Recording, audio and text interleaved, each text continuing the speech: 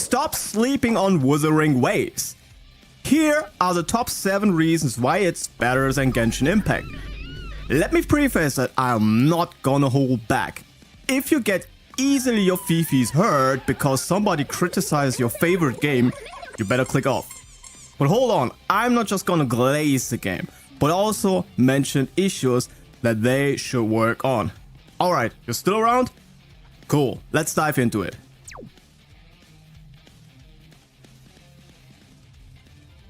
For starters, combat.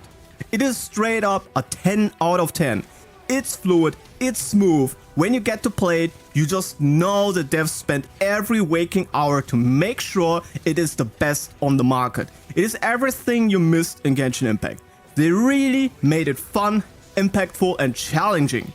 Genshin in its early days felt really good too. But the problem is in its late game stages. Once you made it there, your gear handles the talking.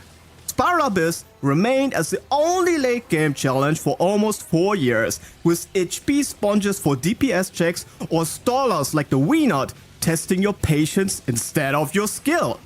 Only with the advent of Wooer, they now all of a sudden want to upgrade and add a new endgame mode.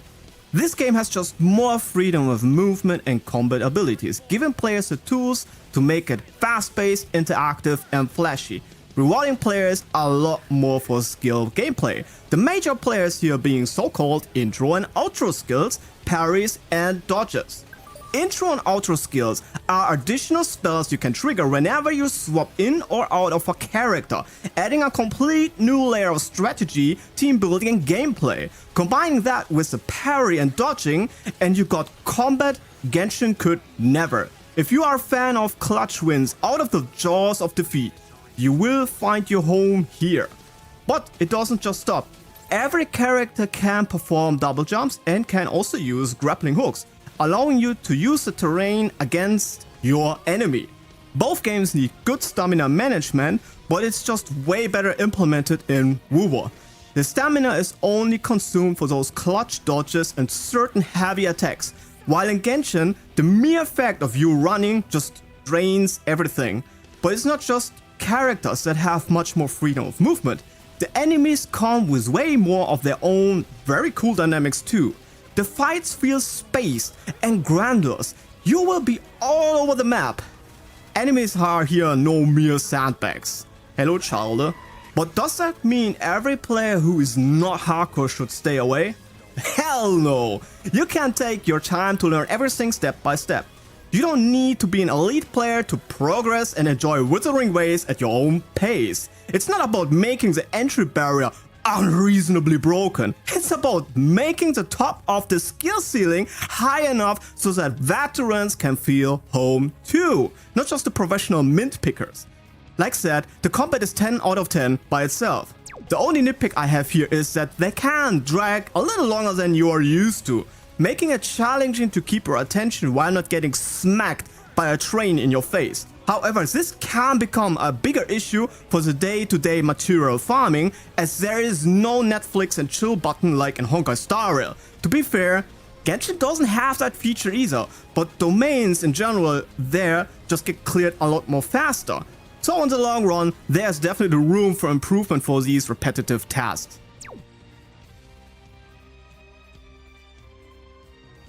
And let's talk about gear, or specifically the artifacts or echoes, how they call it in Wuthering Waves. They are not just pretty pictures in your inventory giving you stats and effects you barely see in combat. No, these are actual monsters you hunt down on the map, beat them up and then make them fight for you.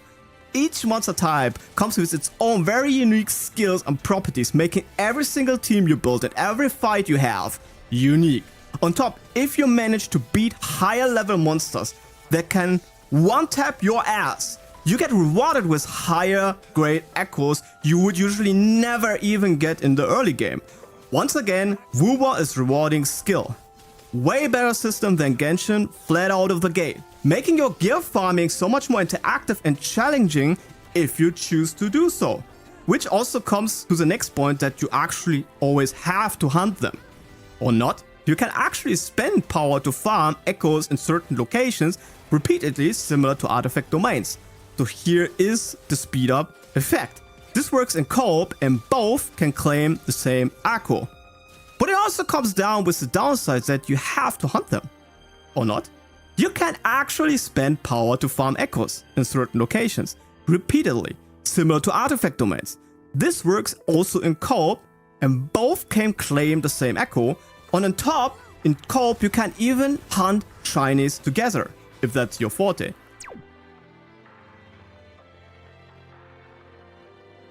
But speaking of skipping stuff, the next thing might look like exactly that.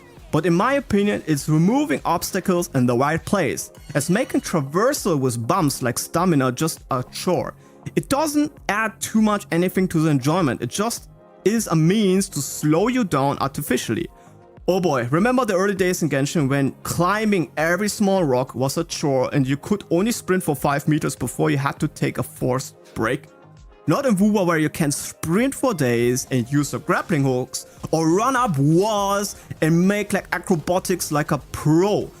This is what Genshin, Breath of the Wild and other AAAs just couldn't do properly. But now Wuthering has finally perfected the system. Kuro games just made exploring so much more fun by adding these things, making them accessible for every character.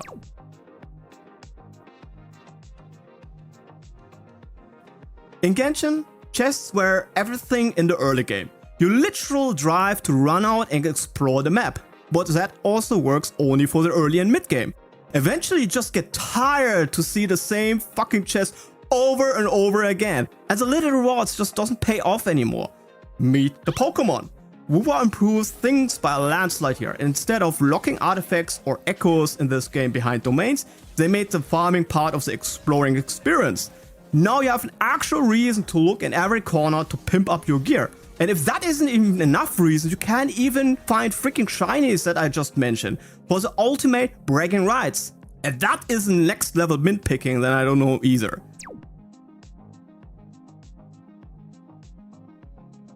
So, no good action game without stunning visuals. And Wuthering Waves isn't an exception. It has a great art style, large awesome looking maps with a great variety already on release and great looking characters. The character design direction sticks already out compared to Genshin, but not maybe for the reasons you might think. Yes, you have your usual waifus, but they do right from the start way more for the Husbando collectors. Genshin for some weird reason has a shtick of nerfing male characters on every front.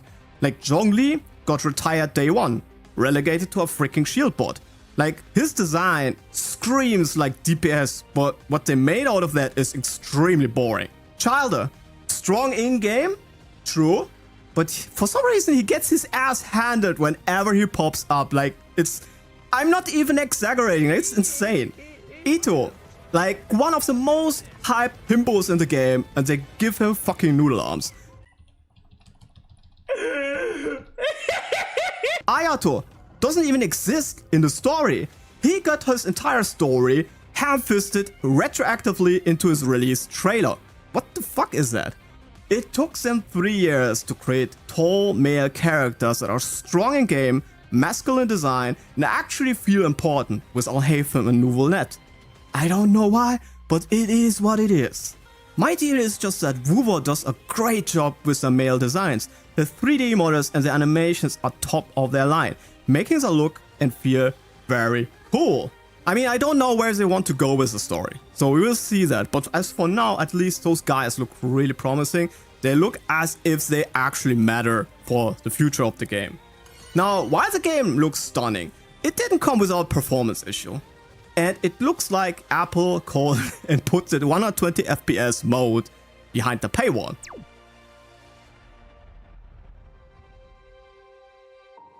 And another thing that is literally the same is how dialogues are made. Same click and point dialogue style that we know already from Genshin. I know it's expensive, but actual cutscenes with better camera angles could go so far for a cinematic feeling. Literally, fans like Zanier on YouTube, with zero budget on their home computers, create such things in space. It's insane. When a guy can do this alone at home, why can't a multi-billion-dollar company?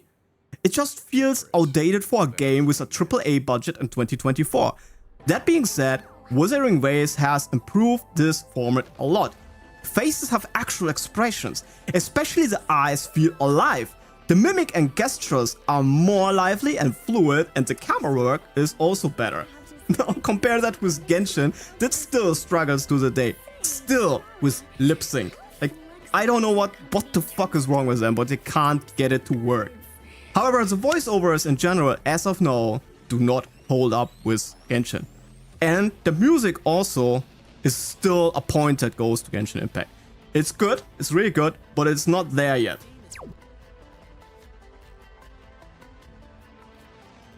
While day one tech issues really suck, it's also clear that pretty much any software is expected to have at least some issues at the start. This didn't stop the devs from Kuro to step up their game and apologize. Not with empty words, not with some trash currency, but with fucking action. They didn't just get to work and fix stuff right away, they literally gifted an entire 5-star for free. Like, what? And on top even dropped a free standard and a limited tempo. And don't get me in the comments like, yeah, but it's not directly tied, the tweet is not directly tied to the insert. Literally, it came right after that. What do you think? Why they do that? Alright, these guys just go above and beyond to satisfy and earn the player base. And this right there is how you treat customers. Yes, this is how it should be. When people told the viewer that the story sucked, they made a major overhaul. I mean, it still kind of sucks, it's a yap fest, but at least they tried. They tried. When there is any issue in the game, they really act immediately. They do their best to implement the feedback the players give. And most importantly, they give the players respect and acknowledge their concerns.